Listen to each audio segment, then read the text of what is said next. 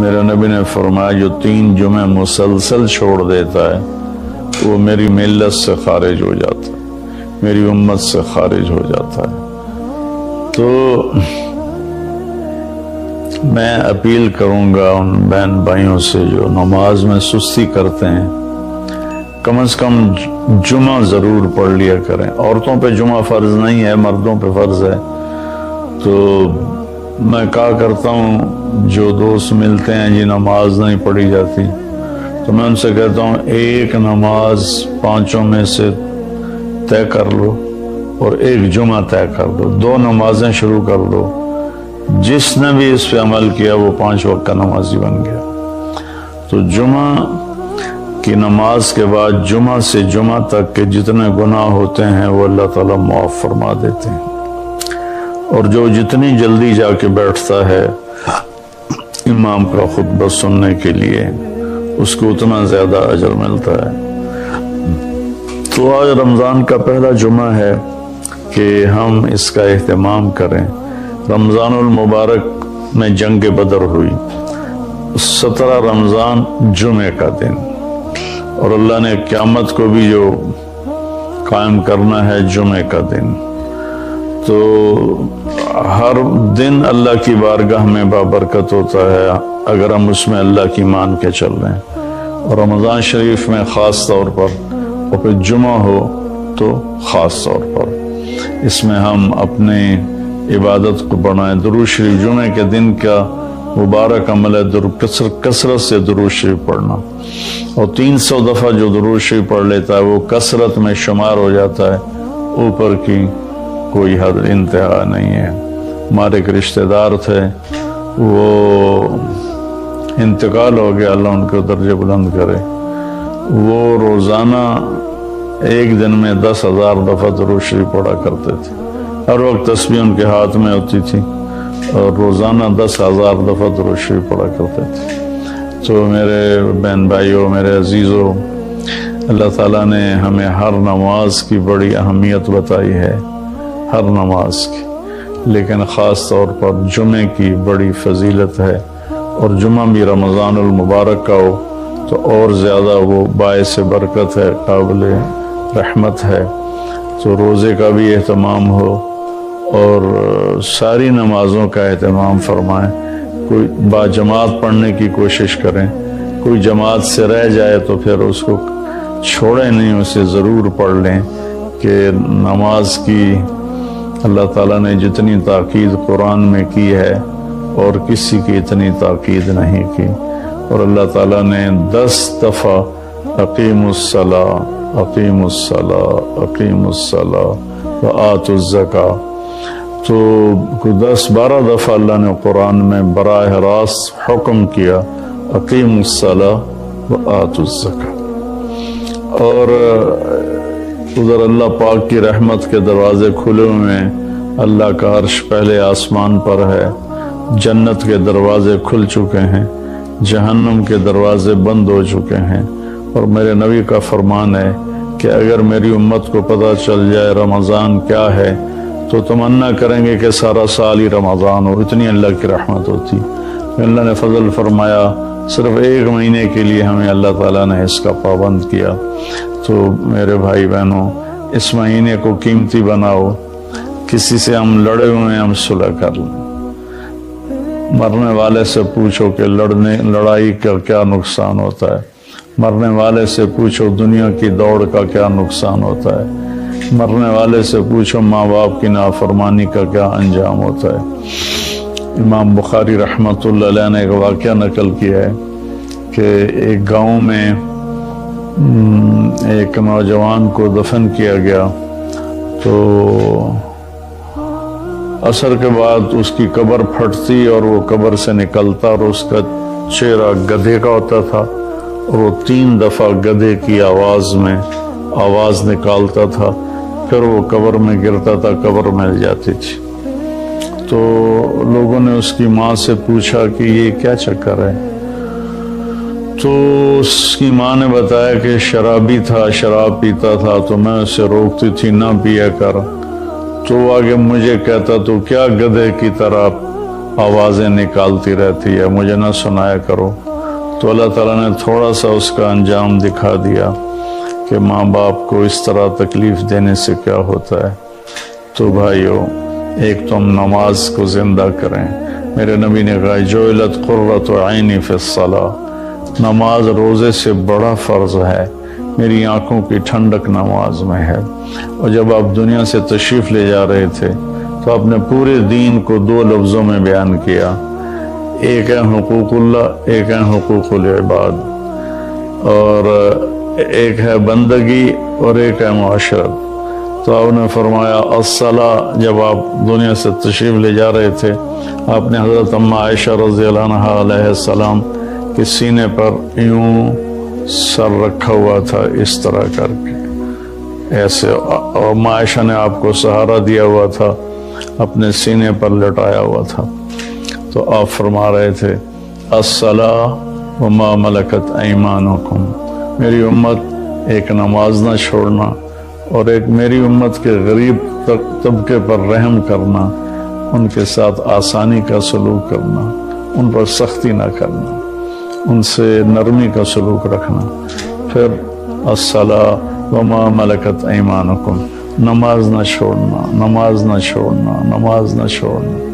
और आखिरी अल्फाज भी यही थे अस्सला अस्सला अस्सला, नमाज नमाज नमाज। फिर फरमाया अल्लाहुम्मा रफ़ीक़ल आला। वालिया होता है,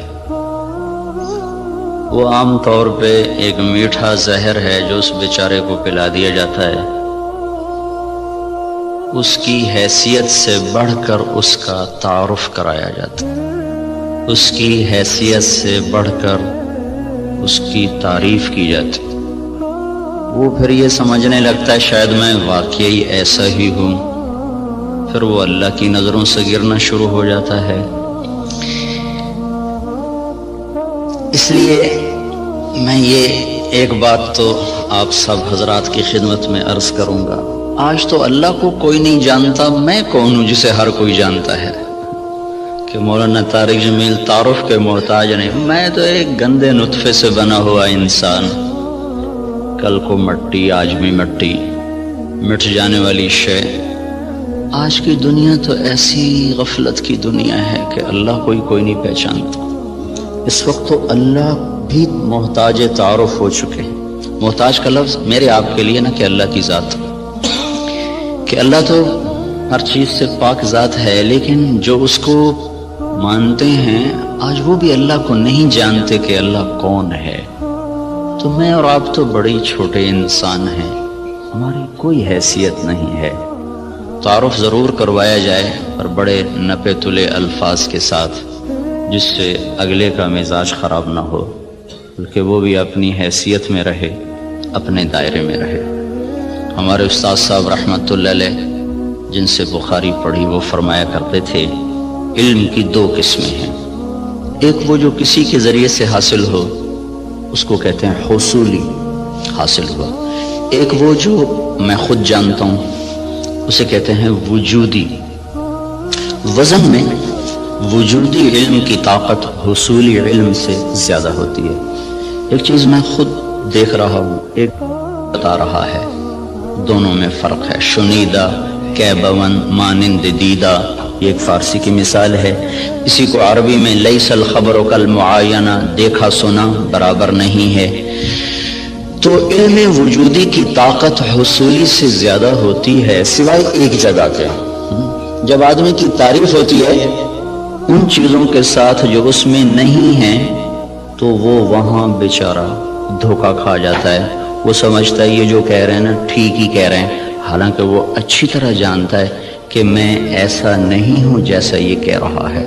लेकिन थोड़ी देर के लिए उस पर भी एक नशा तारी हो जाता है, वाकई ऐसा ही हूँ। तो इसलिए मैंने ये अर्ज़ किया कि आप लोगों की तो मजबूरी, आपके पास अफसरान आते हैं, उनकी तारीफ ना करो तो फिर वो आपको कोई डोनेशन नहीं देंगे। उनको आप बढ़ा चढ़ा के अरस्तु ना बनाओ, जाली न्यूज़ ना बनाओ। ये वो पिछले दिनों ना जब वो हुकूमत ने तालीम मैट्रिक तक मुफ्त का ऐलान किया, तो मैं सियालकोट में हमारी जमात गई थी, तो वहाँ चॉकिंग हुई थी दीवारों पर, वक्त का सर सैयद परवेज़ इलाही। میں کہا بھائی اس سے بڑی بےزتی سر سید کی اور نہیں ہو سکتی۔ جس آدمی نے تن من دھن قربان کر دیا امت کو کسی رخ پر لانے کے لیے اور اس گرداب سے نکالنے کے لیے کہ یہ کچھ دنیا کو بھی سمجھنے والے بنے، ایک نواب صاحب کے پاس گئے چندہ مانگنے، وہ تھے مخالف ان کے، تو انہوں نے تمسخر اور ٹھٹھے کے طور پر اپنے پرانے جوتے ان کو ڈبے میں پیک کر کے دے دیے کہ آئیے آپ کی اسکول کے لیے چندہ ہے۔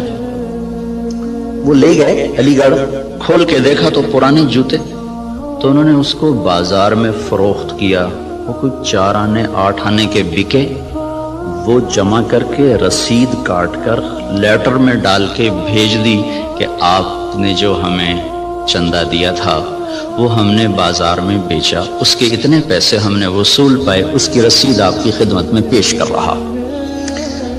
جو آدمی ایسے ذلیل ہو کہ کسی کنارے پہنچا ہو، وقت کا سر سید پرویز علیہ، میں کہا اس سے بڑی بےزتی آج تک سر سید کی نہیں ہو سکتی۔ تو خیر یہ ہمارے موضوع کی بات نہیں تھی، لیکن مجھے اپنی جان بھی تو بچانی ہے نا۔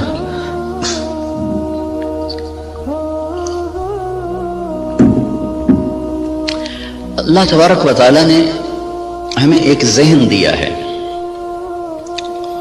اس وقت ذہن یہ ہے کہ ہم اپنی محنت کا کماتے ہیں، محنت کا کھاتے ہیں، جو کماتے ہیں جو مرضی کریں، یہ ایک ذہن جس کو ہم سرمایہ داری کا نظام کہتے ہیں۔ یہ 1925 میں ایک شخص پیدا ہوا تھا وہاں گلاسکو کا، اس نے یہ نظریہ دیا تھا، اس نے کتاب لکھی دی دی ویلتھ آف نیشن، تو اس میں اس نے یہ نظریہ دیا تھا کہ آدمی کو کمانے میں آزاد ہونا چاہیے، جو جیسے مرضی کمائے، اس سے مال کی دوڑ لگے گی اور لوگوں کے پاس سرمایہ وافر ہو جائے گا۔ ایڈورڈ سمتھ اس کا نام تھا۔ اس کے مقابلے میں ایک نظریہ تھا جو کارل مارکس نے دیا کہ سب کچھ نیشن کا ہے، حکومت کا ہے، کسی کا کوئی حق کوئی نہیں، حکومت اس کو صحیح طور پر تقسیم کرے گی۔ یہ 2 غلط نظریے دنیا میں چلے، ایک ختم ہو گیا، ایک قریب المرگ ہے، ختم ہونے پر ہے۔ اسلام اس کے بیچ میں لاتا ہے، وَكَانَ بَيْنَ ذَلِكَ قَوَامًا، وہ درمیان میں لاتا ہے، وہ ملکیت اللہ کی ثابت کرتا ہے، نہ میری نہ حکومت کی۔ الملک للہ۔ ہمارے نبی جب صبح اٹھتے تھے نا تو آپ ایک دعا مانگا کر، صبح اٹھتے ہی اصبحنا واصبح الملک للہ والکبریاء والعظمۃ للہ والخلق والامر واللیل والنہار وما سکن فیہما للہ وحدہ اللہم اجعل اول هذا النہار صلاحا واوسطہ فلاحا وآخرہ نجاحا اسألک خیر الدنیا والآخرۃ یا ارحم الراحمین۔ ہمارے نبی نے جو ہمیں دعائیں سکھائی ہیں وہ بھی معجزات نبوت میں سے ہیں کہ اتنے خوبصورت اسلوب میں اللہ سے بات کرنا اور مختصر کلمات میں سب کچھ مانگ لینا، یہ صرف نبی سکھا سکتا ہے اور کوئی نہیں سکھا سکتا۔ تو صبح اٹھتے ہی کیا اعتراف عبودیت ہے، عبدیت ہے، اصبحنا واصبح الملک للہ۔ میرے رب، ساری کائنات جس پر دن چڑھ رہا ہے وہ تیری ہی ہے، ساری عظمتیں جلال و کبریا وہ تیرے لیے ہے، ساری مخلوق سارا کچھ وہ تیرا ہی ہے، زمین آسمان جو اس کے درمیان ہے وہ سب کچھ تیرا ہے۔ جب سب کچھ تیرا ہے میں تیرا محتاج بن کر تجھ سے سوال کرتا ہوں، یا اللہ اس دن کا اول وہ فلاح بنا دے اور اس کے درمیان کو صلاح بنا دے، اس کے آخر کو نجات بنا دے۔ یہ تصور ہمیں اللہ کی طرف سے ملا ہے کہ جو کچھ میرے پاس ہے وہ بطور استحقاق نہیں، بطور امتحان ہے۔ یہ 2 لفظوں میں راستے جدا ہو جاتے ہیں۔ میرے پاس جو کچھ ہے بطور استحقاق نہیں، بطور امتحان ہے۔ جو کچھ ملا، جس کو ملا، دینے والا کوئی اور ہے اور دیا جا رہا ہے اس کے امتحان کے لیے، اور عنقریب یہ اس سے واپس لے لیا جائے گا اور پھر اس کو ایک بہت بڑی عدالت میں پیش کیا جائے گا، پھر وہاں اس کے اچھے اور برے اعمال کو تولا جائے گا، پھر اس پر یا ہمیشہ کے لیے جنت کا فیصلہ ہوگا یا ہمیشہ کے عذاب اور جہنم کا فیصلہ ہوگا۔ ہمیں یہ بنیاد دی گئی ہے، ہم اس پر اپنی زندگی کی عمارت کو تعمیر کرتے ہیں۔ وہ بادشاہ وقت بھی ہے، تو اگر وہ دین کو سمجھتا ہے تو وہ کبھی یہ دعویٰ نہیں کرے گا کہ ملک میرا ہے۔ یہ دعویٰ فرعونی ذہن کے لوگ کرتے ہیں، الیس لی ملک مصر وہذہ الانہار تجری من تحتی افلا تبصرون، مصر میرا ہے، نہریں میری ہیں، میں جو چاہے مرضی کروں۔ اس کے بدلے میں جس کو اللہ تعالیٰ ایمان کی دولت دیتا ہے وہ کہتا ہے ملک اللہ کا ہے، میں تو امانت دار ہوں، حکومت اللہ کی ہے، میں تو امانت دار ہوں، میں تو اس میں خیانت نہیں کر سکتا۔ عمر بن عبدالعزیز کے بچوں نے ماں سے کہا کپڑے چاہیے، عید آ رہی، انہوں نے خاوند سے کہا، اور عمر بن عبدالعزیز 3 بر اعظم پر حکمران ہیں، میں بیت المال ایسا بھرا کہ نہ بعد میں کبھی بھرا نہ پہلے کبھی بھرا۔ تو انہوں نے بیوی نے عرض کیا کہ بچے کپڑے مانگ رہے ہیں، تو انہوں نے فرمایا میرے پاس تو پیسے کوئی نہیں۔ اس سے پہلے خلفاء نے خزانے کو استعمال کیا جیسے چاہا، انہوں نے اپنا سمجھ لیا تھا، دھوکہ کھا گئے۔ ایک ایمان والا آیا، اللہ سے ڈرنے والا آیا، اس نے کہا الملک للہ، کہا فاطمہ یہ تو دولت میری نہیں ہے، یہ تو امانت ہے، میرے پاس پیسے نہیں، میں کپڑے کہاں سے لے کر دوں؟ بیوی نے کہا اگلے مہینے کی تنخواہ ایڈوانس لو، میں اس سے کپڑے سی لوں گی، روٹی کا خرچہ میں گھر بیٹھے مزدوری کر کے نکال لوں گی۔ چلنے گئے، ہاں یہ میں کر سکتا ہوں۔ تو انہوں نے اپنے خزانچی کو بلا کے فرمایا کہ ہمیں اگلے مہینے کا خرچہ، اگلے مہینے کی تنخواہ ہمیں ایڈوانس دے دی جائے۔ تو خزانچی نے کہا اب مجھے اگلا مہینہ زندہ رہنے کی ضمانت دے دے، میں آپ کو تنخواہ دے دیتا ہوں۔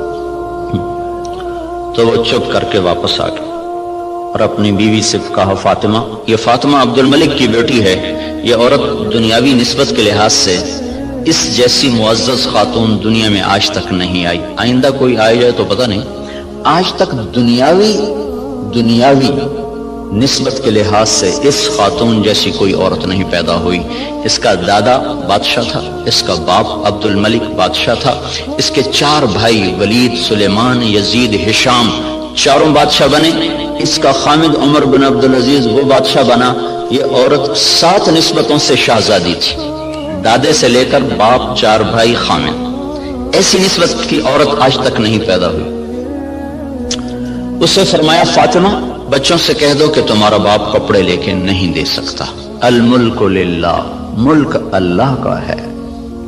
جب عید ملنے کے لیے خاندان کے لوگ آئے، بنو امیہ بڑے زوردار لوگ گزرے ہیں، تو جب لوگ آئے تو خاندان کے لوگ آئے تو بچے بھی ملنے کے لیے آئے، تو ان کے وہی خستہ حال کپڑے تھے۔ تو عمر کہنے لگے بیٹو تمہیں آج صدمہ تو ہوگا کہ تمہارے باپ نے تمہیں کپڑے لے کر نہیں دیے، اور آج تم اوروں کے سامنے کھڑے ہونے میں کچھ سبکی محسوس کر رہے ہو۔ تو ان کے بیٹے نے کہا عبد الملک نے کہ نہیں ابا جان، آج ہم عزت محسوس کر رہے ہیں کہ ہمارے باپ نے خیانت نہیں کی، ہم آج عزت محسوس کر رہے ہیں، ہمارے باپ نے خیانت نہیں کی۔ تو یہ نظریہ اسلام ہے کہ ملک اللہ کا ہے، جو کچھ دیتا ہے اللہ دیتا ہے، اور وہ بطور امتحان دیتا ہے، اور ہم اس میں امین ہیں، ہم اس میں امین ہیں، اور اس کو ہم ایسے استعمال کریں گے جیسے اللہ چاہتا ہے۔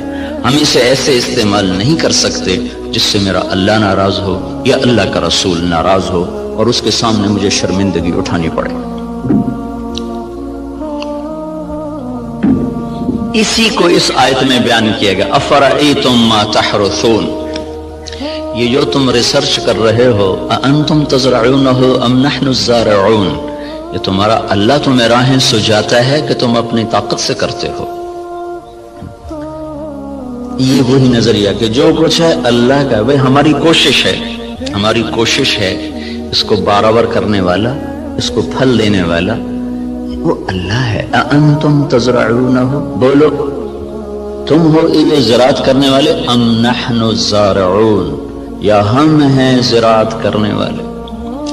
ان اللہ فالق الحب والنوا، کسی سائنسدان میں یہ طاقت ہے کہ زمین میں پڑے ہوئے دانے کو پھاڑ کے دکھا دے؟ کسی میں یہ طاقت ہے کہ وہ جڑوں کو اپنے حکم کے ساتھ چلانا شروع کرے، وہ تنے کو اپنی طاقت سے اٹھانا شروع کرے؟ کسی میں یہ طاقت ہے کہ وہ زمین کی رگوں سے غذا کو سمیٹ کر درخت کو پہنچائے اور پھر اس کے اندر رنگ بھرے، اس کے اندر ذائقے بھرے، اس کے اندر مٹھاس بھرے اور اس کے اندر تاثیرات کو بھرے، اس کے اوپر چھلکے کو لائے، کسی کو کاشوں میں بھر دے، کسی کو دانوں میں بھر دے، کسی کو میں گٹھلی بنا دے، کسی کو میں مٹھاس ڈال دے، کسی میں کھٹاس ڈال دے؟ تو آسمان والا دعویٰ کر رہا ہے لو نشاء لجعلناہ حطاما، میں چاہوں تو تمہاری کھڑی کھیتیوں میں سے پھل کھینچ دوں اور کھڑی کو بھوسا بنا دوں، فظلتم تفکہون، بیٹھے باتیں کرتے رہ جاؤ۔ انا لمغرمون، ارے قرضے چڑھ گئے بھائی، بل نحن محرومون، بلکہ سب کچھ ہی گیا، مول ہی گیا۔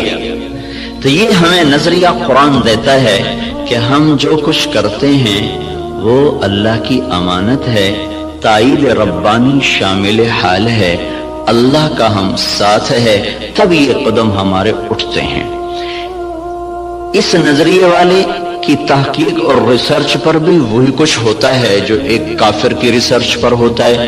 تو فرق کیا ہے؟ اس نظریے کے ساتھ ایوب ریسرچ آنا اور اللہ کے انکار کے ساتھ کسی لیبارٹری میں جانا، نتیجہ تو دونوں کو اللہ دے دیتا ہے، اس کو بھی دے دیتا ہے، اس کو بھی دے دیتا ہے۔ تو لیکن اس کا فرق کیا ہے؟ اس کا فرق پڑتا ہے عملی زندگی میں کہ جو آدمی اپنا سب کچھ کر کے چلتا ہے پھر وہ آزاد ہو کے چلتا ہے، وہ اپنی ترتیب زندگی میں نہ اللہ کو پہچانتا ہے نہ اس کے رسول کو پہچانتا ہے، اور جو اسے اللہ کی امانت سمجھ کے چلتا ہے اس کی ترجیحات تبدیل ہو جاتی، وہ اللہ اس کے رسول کو سامنے رکھ کر چلتا ہے اور وہ آخرت میں اس جواب دہ ہونے کے احساس سے چلتا ہے۔ یہ دو سوچ ترجیحات کو تبدیل کر دیتی ہے، ان کی سوچ اور طرف چلی جاتی ہے، وہ حرص و ہوس کے بندے بن جاتے ہیں، اللہ اس کے رسول سے غافل ہو جاتے ہیں۔ یہ قدم قدم پہ لرز لرز کے چلتا ہے، کانپ کانپ چلتا ہے۔ یہ عملی زندگی میں پھر یہ نظریہ طاقتور بن کے انسانیت کو صحیح رخ پر لاتا ہے، جو آپ کے ڈاکٹر صاحب نے فرمایا کہ ہم ذلت و پستی کا شکار ہیں۔ وجہ دین سے دوری ہے، دین سے دوری کی وجہ نظریات کمزور ہو چکے ہیں، تصورات کی دنیا میں اللہ نہیں بس رہا، اللہ کا رسول نہیں بس رہا، جنت اور جہنم کا تصور موجود نہیں ہے، اس لیے قدم بہک گئے، راستوں سے بھٹک گئے، ترتیب ساری الٹی ہو کے رہ گئی۔ تو اللہ تعالیٰ ہمیں یہ ذہن دیتا ہے تم اگاتے ہو کہ اللہ اگاتا ہے۔ جہاں آپ کی ساری زراعت فیل ہو جائے، انس رضی اللہ تعالیٰ عنہ کو ان کی ماں لے کر آئیں، یا رسول اللہ آپ کا بچہ ہے، آپ کی خدمت کرے گا، اس کے لیے دعا کر دو۔ تو آپ نے فرمایا اللہم بارک لہو فی عمرہ و مالہ، اللہ اس کے مال میں عمر میں برکت دے دے۔ تو انس رضی اللہ عنہ فرمایا کرتے تھے کہ اللہ تعالیٰ نے مجھے اتنی زندگی دے دی کہ اب میں زندگی سے تنگ آ گیا، اللہ کے نبی نے لمبی عمر کی دعا دی، اور ساری دنیا میں کھجور کا پھل سال میں ایک دفعہ پھلتا ہے، کھجور کا درخت، لیکن انس رضی اللہ تعالیٰ عنہ کا باغ سال میں 2 دفعہ پھل دیتا تھا۔ وہ گرمی میں بھی پھل لیتا تھا، سردیوں میں بھی پھل لیتا تھا، نہ ٹیکنالوجی تھی، نہ سائنس، نہ کچھ، صرف اللہ کے نبی کی دعا تھی کہ یا اللہ اس کے رزق میں برکت عطا فرما۔ تو ان کے پھل سال میں 2 دفعہ آتے تھے۔ وہ کھجور تو ویسے ہی بہت دیر کے بعد پھل لیتی ہے۔ سلمان فارسی آئے کہ یا رسول اللہ آزادی تو ملی پر نہ ملنے کے برابر کا، کیوں؟ کہ وہ یہودی نے کہا ہے 100 پودے کھجور کے لگاؤ، جب وہ پھلدار ہو جائیں پھر تمہیں آزاد کروں گا۔ اب کھجور جلدی پھل لینے میں آ جاتی ہے، وہ تو وہی دور تھا جو پرانے زمانے کی کھجوریں تھی جو چل چل چڑھ چڑھ کوئی 10 سال کے بعد پھل دینا شروع کرتی تھی۔ تو میری آزادی تو پھر نہ ہونے کے برابر. اچھا چلو مجھے لے چلو. 3-4 سال پہلے وہ جگہ میں دیکھنے گیا تھا جہاں وہ باغ تھا. انہوں نے باڑ لگائی ہوئی ہے اس کے چاروں طرف. باغ تو نہیں ہے، وہ خالی جگہ پر ہے وہاں موجود. تو آپ نے کھجور اٹھاتے اور لگا دیتے، کھجور اٹھاتے لگا دیتے. سال کے اندر اندر ساری کھجوریں بڑھ کے پھل دینے لگے. صرف 1 سال.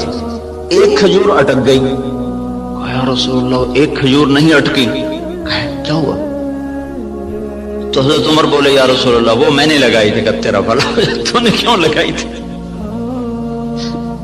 پھر آپ تشریف لے گئے، پھر آپ نے اپنے ہاتھ سے لگایا، سال کے اندر وہ پھلدار ہو گئی. اب یہاں ساری سائنس بھی فیل ہے، ٹیکنالوجی بھی فیل ہے. انتم تزرعونہ ام نحن الزارعون، تم اگاتے ہو کہ تمہارا اللہ اگاتا ہے، تم زراعت کرتے ہو کہ تمہارا اللہ کرتا ہے. زراعت کو پانی کے ساتھ جوڑا ہے تو اللہ تعالیٰ فرمایا افرأیتم الماء الذی تشربون انتم انزلتموه من المزن ام نحن المنزلون. یہ پانی تم بارش کا برساتے ہو کہ تمہارا اللہ برساتا ہے. بارش نہ ہو تو آپ مجھ سے زیادہ جانتے ہیں کہ زمین کا پانی، دریاؤں کا پانی وہ تاثیر نہیں رکھتا جو اللہ نے بارش کے پانی میں تاثیر رکھی. زندگیوں کو زندگی مل جاتی ہے. وَتَرَى الْأَرْضَ حَامِدًا وَتَرَى الْأَرْضَ خَاشِعًا، 2 لفظ قرآن استعمال کرتا ہے. زمین کو دیکھو وہ ایسے پھٹی پڑی ہوتی ہے، حامدہ، اس کا ظاہر ختم ہو چکا ہوتا ہے. وَتَرَى الْأَرْضَ خَاشِعًا، اندر باہر سے زمین برباد ہوتی ہے. تو پھر ایک دم اللہ تعالیٰ آسمان سے پانی برساتا ہے. جب آسمان سے پانی اترتا ہے اہتزت وربت وانبتت من کل زوج بہیج، تو بارش سے زمین وجد میں آ جاتی ہے، رقص میں آ جاتی ہے. اہتزت جیسے خوشی سے لوگ جھومنے لگتے ہیں، ایسے جب تمہارا رب آسمان سے بارش برساتا ہے تو زمین خوشی سے جھومنے لگتی ہے کہ اللہ تعالیٰ اس میں وہ کچھ اتارتا ہے جو انسان کے بس میں نہیں ہے. تو زراعت کے نیچے پانی کو اللہ تعالیٰ لے کر آئیں کہ یہ تم نے اتارا کہ تمہارے رب نے اتارا. لو نشاء جعلناہ اجاجا، اگر میں چاہوں تو دنیا کے سارے میٹھے پانی کو کڑوا کر دوں تو پھر کیا کرو گے؟ کہاں سے لاؤ گے پانی؟ تو آج کل تو ٹیکنالوجی کا دور ہے نا، کوئی کہہ سکتا ہے کہ ہم پلانٹ لگا لیں گے، میٹھا بنانا شروع کر دیں گے، پانی میٹھا شروع کر دیں گے. تو اسی ذہن کے لیے اللہ تعالیٰ نے ایک آیت اور اتاری ہوئی ہے، قل ارأیتم ان اصبح ماؤکم غورا فمن یاتیکم بماء معین. مجھے بتاؤ جب میں تمہارا پانی ہی ختم کر دوں تو کہاں سے لاؤ گے؟ ویسے ہی ختم کر دے. ان اصبح ماؤکم غورا، ایک قلعہ فتح نہیں ہو رہا تھا ملک شاہ کے زمانے میں، لمبا زمانہ گزر گیا، قلعہ نہیں فتح ہوا، پہاڑی پر تھا. ایک صبح اٹھے تو سارے شہر والوں نے سفید جھنڈے لہرائے ہوئے دروازے کھول دیے. کیا ہوا بھائی؟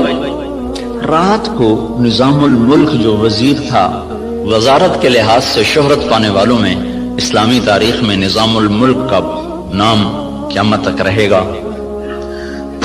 بہت اعلیٰ درجے کی صفات کا حامل اور ایسی وزارت کی کہ آج تک اس کی مثالیں دی جاتی ہیں. وہ سالار لشکر تھا. جب وہ تنگ آ گیا نا تو اس نے رات کو اٹھ کے دعا کی، یا اللہ ہم سے نہیں فتح ہو رہا، تو راستہ کھول دے. صبح قلعے کے دروازے کھول کے لوگ نیچے اتر آئے، کہا یہ ہم ہتھیار ڈالتے. کیا ہوا؟ کہ رات میں سارے شہر کا پانی خشک ہو گیا، ایک قطرہ پانی کوئی نہیں، ایک بوند پانی کوئی نہیں. دھس ان اصبح ماؤکم غورا، پانی کو دھسا دوں، کہاں سے لاؤ گے؟ اور دھنسے کو نکال دیں. حدیبیہ پر جب پہنچے 1400 آدمی، کنواں خشک، وہ پانی ختم. وہ تو حادثہ پیش آ گیا کہ انہوں نے اندر جانے سے روک دیا. وہ تو مکے جانے کی تیاری کر آئے تھے، راستے میں روک دیے گئے، پانی ختم ہو گیا. تو یا رسول اللہ پانی ختم ہے، کیا کریں؟ تو آپ نے کہا کوئی تھوڑا بہت ہو تو لاؤ. تو ایک آدمی تھوڑا سا پانی لے کر آیا تو آپ نے منہ میں ڈال کے خشک کنویں میں کلی کی تو کنویں کا پانی ابلتا ہوا باہر اٹھتے اوپر تک آ گیا. خشک کو اٹھا دیا، کھڑے کو دھنسا دیا.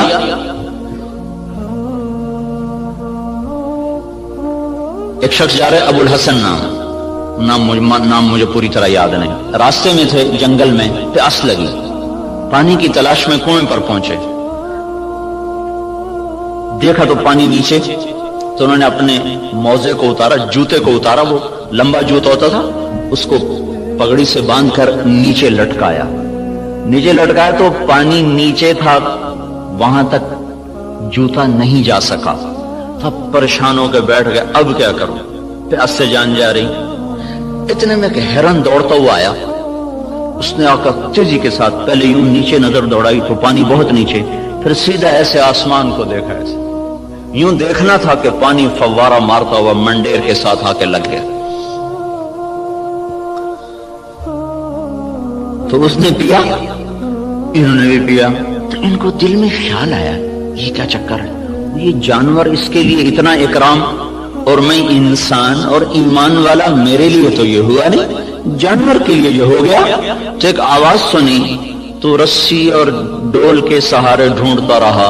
उसने सीधा अपने रब को पुकारा। अल्लाह पुकारने वालों की ऐसे ही सुनता है।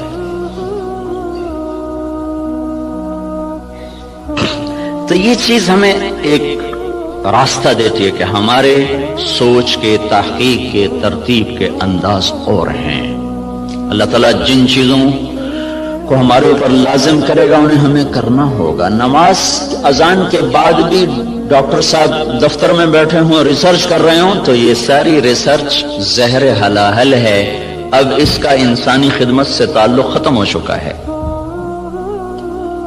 अल्लाह की निदा के बाद भी तहकीक चल रही हो, अल्लाह की सदा के बाद भी दफ्तर चल रहा हो, तो ये सारी बरकतें अपने साथ लेके चला जाएगा। अब हमारे लिए हुक्म है बंद अजान बाहर देने का हुक्म है। मस्जिद के अंदर अजान देना मकरूह है। बाहर बिलाल रज़ियल्लाहु तआला अन्हु मस्जिद के साथ एक कोठा था, एक साहबी का घर था, उसकी छत पे चढ़ के अजान दिया करते थे कि अजान बाहर की जिंदगी को मुअत्तल करने के लिए है और मस्जिद की जिंदगी को आबाद करने के लिए है। हय्या अला सलाह के बाद अब ना कोई दुकानदार, ना कोई ताजर, ना जमींदार, ना कोई मर्द, ना कोई औरत, जो जहां पर है उससे हुक्म है कि हाथ उठा ले और चले उस रब की तरफ जो कह रहा है हय्या अला सलाह, आओ नमाज की तरफ। यहां क्या मिलेगा? यहां तो हम बहुत कुछ काम कर रहे हैं, लोगों की खिदमत कर रहे हैं, रिसर्च कर रहे हैं, यहां क्या मिलेगा?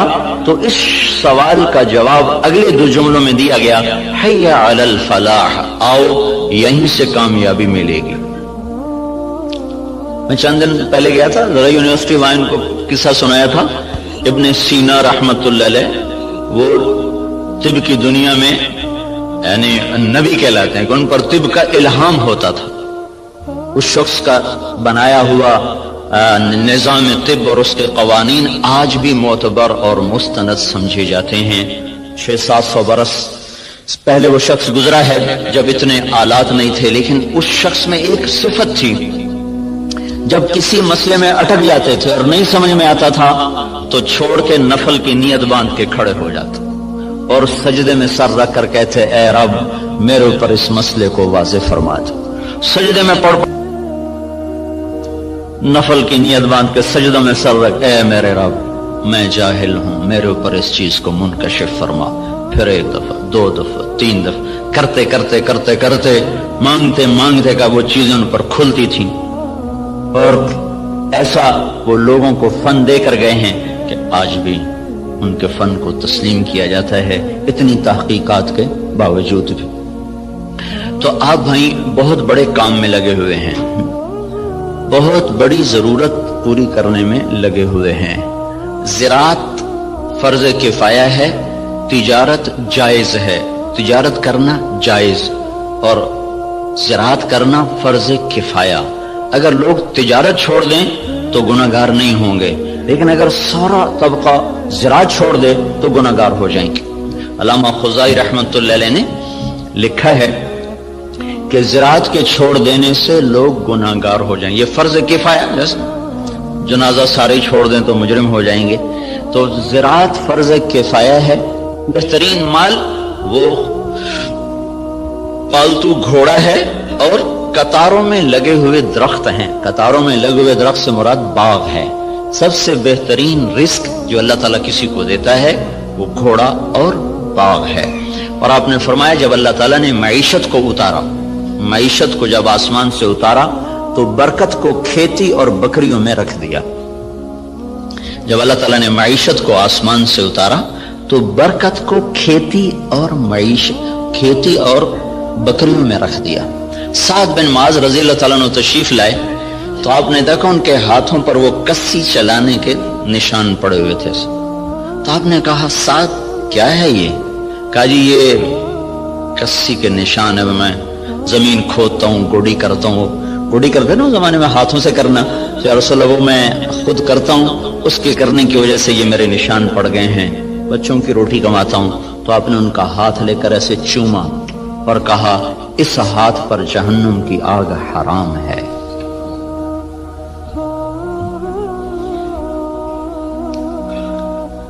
تو آپ ایک بہت بڑے شعبے سے منسلک ہیں جو، اور اللہ تعالیٰ کے محبوب صلی اللہ علیہ وسلم کو باغ بہت پسند ہے. آپ اکثر جا کر انصار مدینہ کے باغ میں بیٹھا کرتے تھے.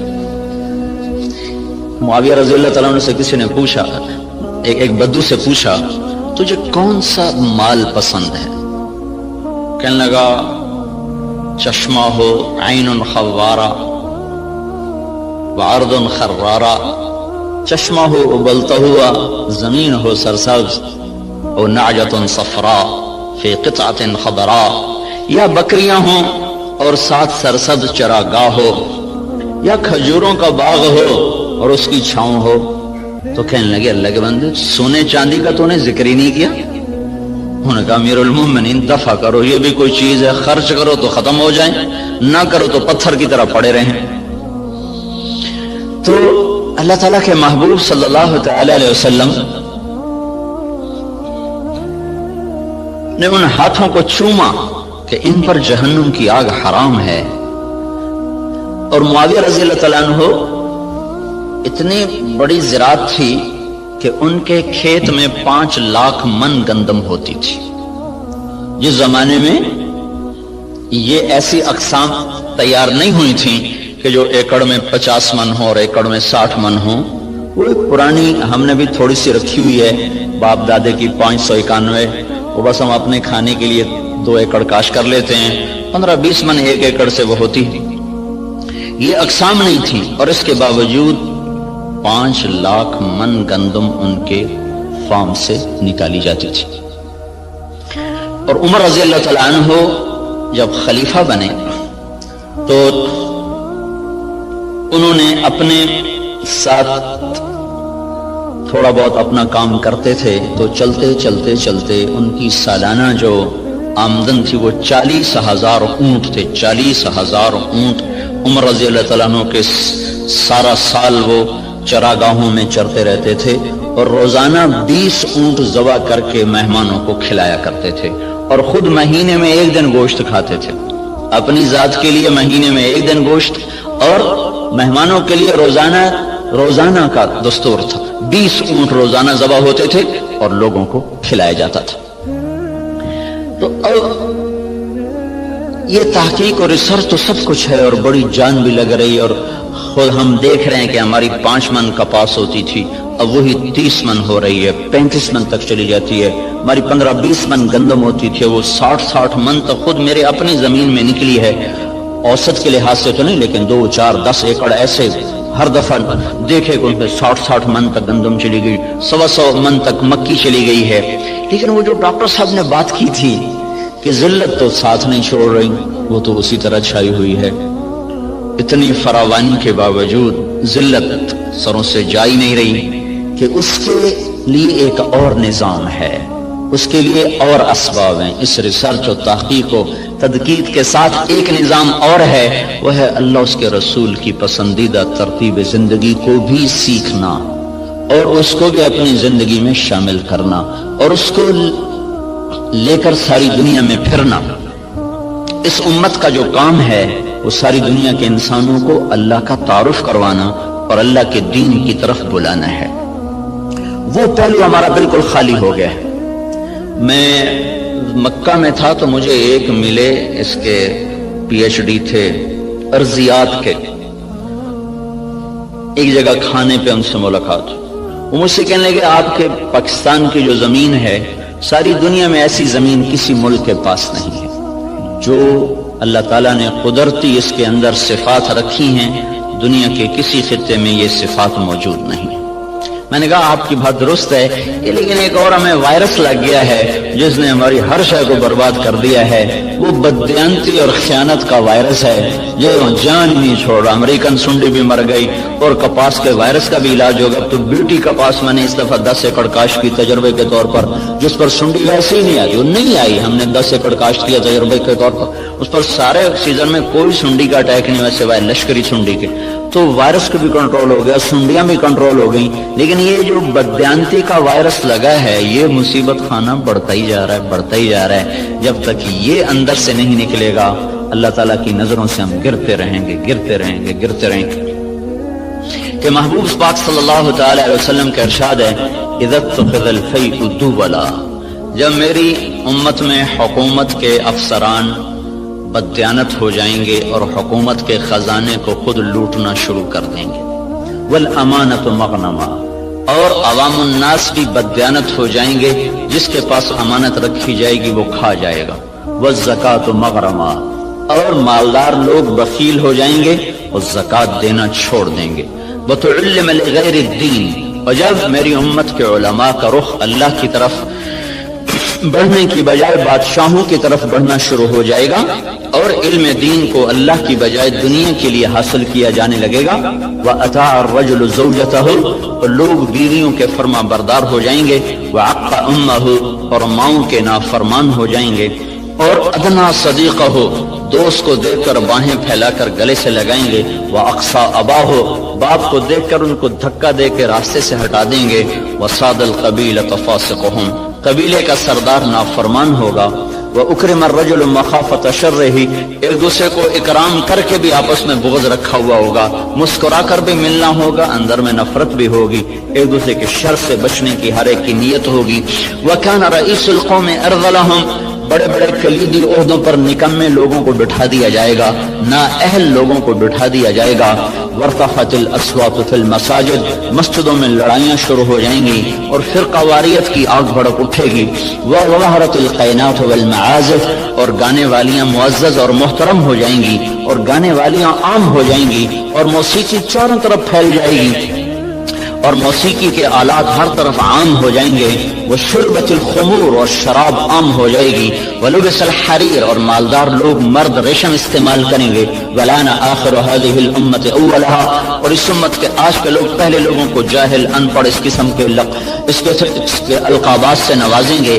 جب میری امت میں یہ سب کچھ ہوگا، جب یہ سب کچھ ہوگا تو پھر کوئی دوا کارگر نہیں، کوئی طبیب کارگر نہیں، کوئی تدبیر سرے نہ پہنچے گی۔ پھر کیا ہوگا؟